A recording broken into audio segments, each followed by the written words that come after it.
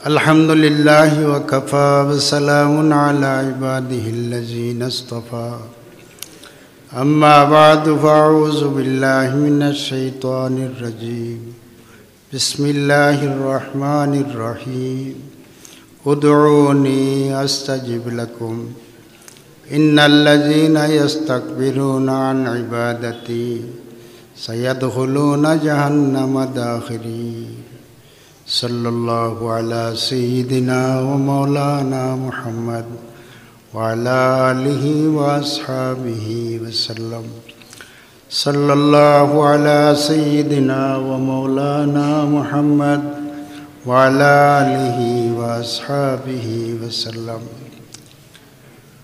আজকের এই মহতি মজলিসের সম্মানিত সভাপতি, উপস্থিত হযরত উলামায়ে কেরাম, মুরব্বিয়ান আজম, তালাবাবাই হল, আজকুর ই মজলিসর যে মজমুন, যে আলোচ্য বিষয়, সারা দিন ধরেও আপনারা আলোচনা শুনরা। আর আমি মনে করলাম আমার লাগিয়ে আপনার সামনে ইয়ে আলোচনা করা, এটা আমরা আঞ্চলিক ভাষায় কয় মায়ের গেছে মামুর বাড়ির গপ করা। কিতার লাগি আমি যদিও হজরতর আপন বাতিজা, কিন্তু দুনিয়ার যেদিন চোখ মিলিয়া চাইছি আর যেদিন বুঝছি, এদিন তাকে তানরে কোনোদিন বাড়ির দেখছি না। আমরা বুঝেছি তাকেও আমরা জানি তাইন রাজার গাঁও তা হয়।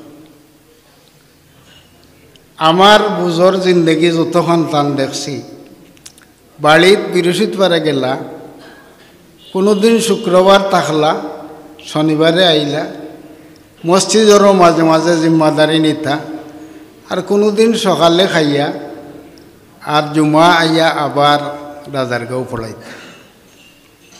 এই কারণে তান জিন্দগি সম্পর্কে আপনারাও বেশি অবগত আমরা থাকি। এক বর্ণাঢ্য জীবনের অধিকারী মানুষ, আলোচনা করলে তো শেষ করা যাইত না। আর হযরত উলামায়ে কেরাম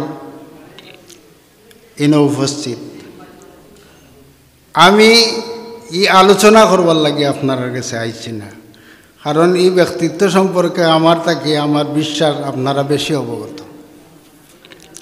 আমি আইছি আমার চাচার লাগি আপনার কাছে দোয়া চাইতাম। ও কারণে আমি আয়াত পড়ছি, উদুনি আস্তাজিব লাকুম। দুয়ায় বড় কাম করে। আল্লামা গরফুরি রহমতুল্লাহ আলাইহির মুরিদও আমি, আর আল্লামা গরফুরি রহমতুল্লাহ আলাইহির শাগির্দও আমি আল্লামা গরফুরি রহমতুল্লাহ আলাইহির লগে বারবার তান মাদ্রাসার মসজিদে এতেকাফ করবার সুযোগ হয়েছে।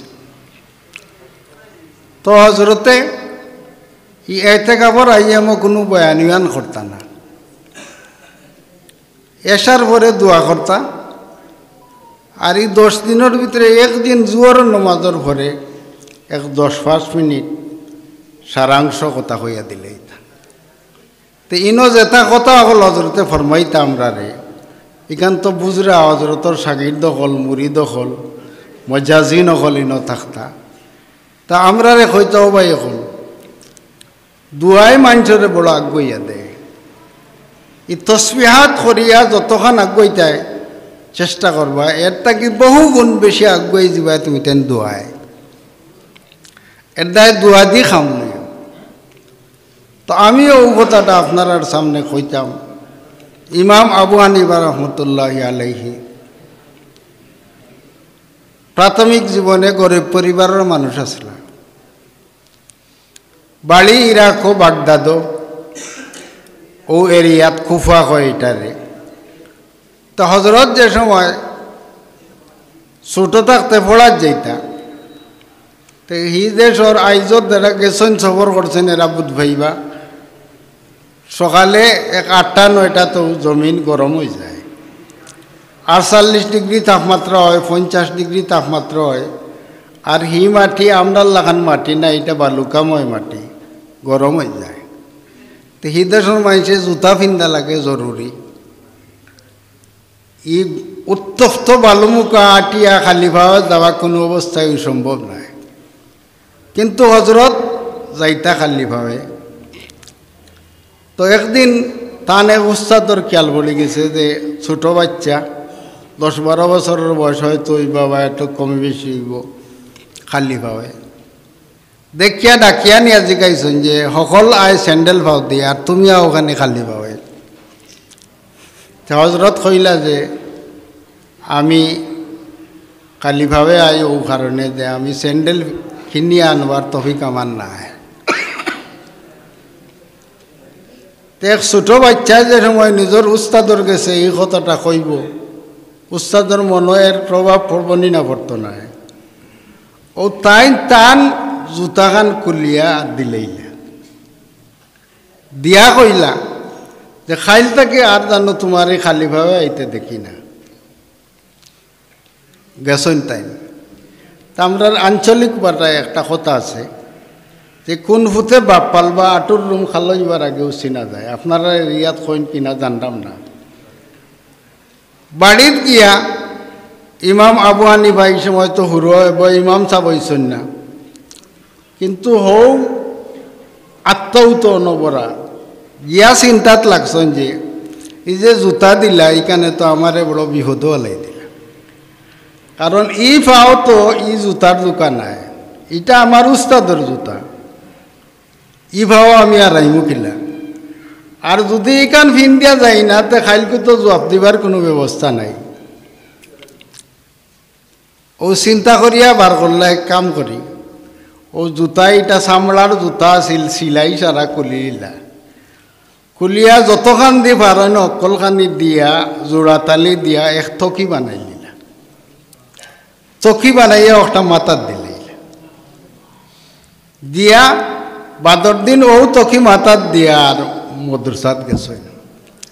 তানরে দেখিও তান উস্তাদর খেয়াল পড়ছে, দেখি চাই না আজ কুকিতা অবস্থা, সে তখন ও খালি ভাবে ও ডাকিয়া খান্দাত নিশ্চয় নিয়া কইলা তোমার নো খাইল জুতা দিছিলাম, তে কইয়া দিছিলাম তুমি খাইল থাকি আর খালি ভাবে আইতাই না, তাই যাবার খালি ভাবে আইলা বলে হজরত জুতাই কেন তো আমার বড় বিহদও লাগছে, বলে কিতা করছে বলে নিয়া তো আমি এখান ব্যবহার করতাম কিলা এখান তো কই আর ভাই না, কারণ আপনার ভাও আর আমার ভাও তো সমান ভাও নাই, আপনার ভাওর জুতা তো আমার ভাও লাগবার কোনো মনেও আমার আখলে মানে না।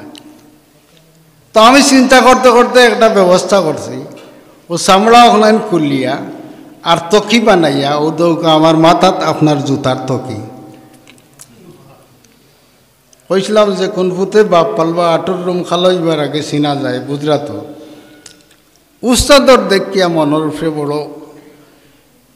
আসর পড়ছে যে অতগুনি বাচ্চা 10-12 বছরের বাচ্চা আর তার অত বড় আখল।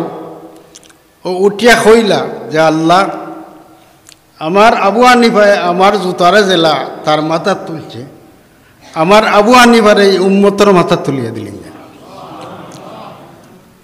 ও দুয়ার বিনিময় লাগি ইমাম আবু হানিফা রহমতুল্লাহ আলাইহি আমি আর দূরেই যাইতাম চাইরাম না।